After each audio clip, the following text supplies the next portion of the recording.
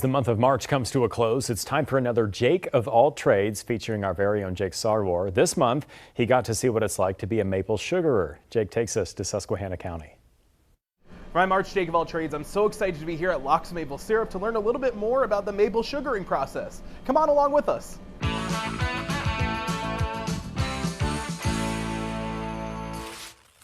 Various types of trees grow throughout Pennsylvania, but it is the sugar maple that brings the sweetness to stores and homes across the country. Locks Maple Syrup in Springville has been in business for the past 42 years. What originally began as a hobby soon became a full-time job for Randy and Jamie Locke. Maple syruping is a unique and intricate business, mainly because the weather plays a major role in the production of Pancake's best friend. To understand this more, I enlisted the help of Chief Meteorologist Mike Susko.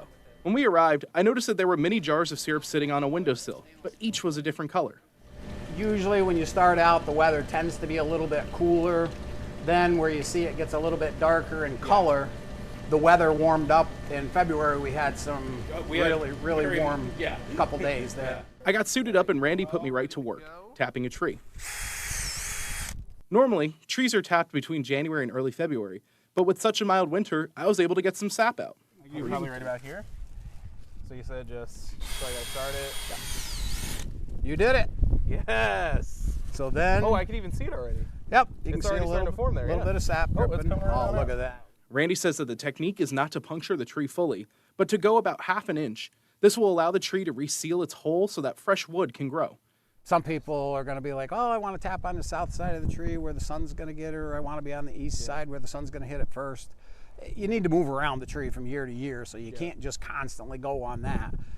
From the tree, the sap gets transferred to massive barrels that are filtered into a central location and then pushed through to a sap house. When they first began, the Locks used 50 buckets and boiled the sap over an open fire in a sap house made from construction scaffolding covered with a tarp. Now, the couple uses heavy equipment to fully process the sap before turning it into syrup. When it goes into here, it's not very sweet at all. What goes from this one, when it comes off of it, it comes off down on the bottom and it goes into this one. So now it's a little bit sweeter. As the syrup moves, it is transferred to an evaporator that begins the process of making what we know as maple syrup. One big component is checking the density of the product to make sure the sweetness is correct. The first thing you want to do is just, without sticking your hand, just enough, so you want to heat that.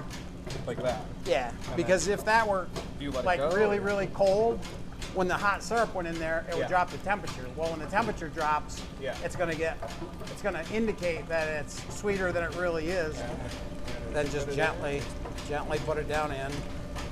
And it's floating. And it's floating, and you Right can at the red see line. the red line is right on the top level, so you're right on syrup. If the thermometer was too submerged or did not reach the red line, then the temperature would have to be adjusted and the sugar content would change. Now, before we left, we had to make sure to take a quick taste of the maple syrup. Phenomenal. Guys, get your own. I'm drinking this one on my own. No. I had a blast today getting to learn more of what it means to be a maple sugarer. If you have any ideas of where I should go for my next job adventure, make sure you let me know on social media. And out of all of the items our crew tested, Jake says his favorite was the maple-infused homemade mustard.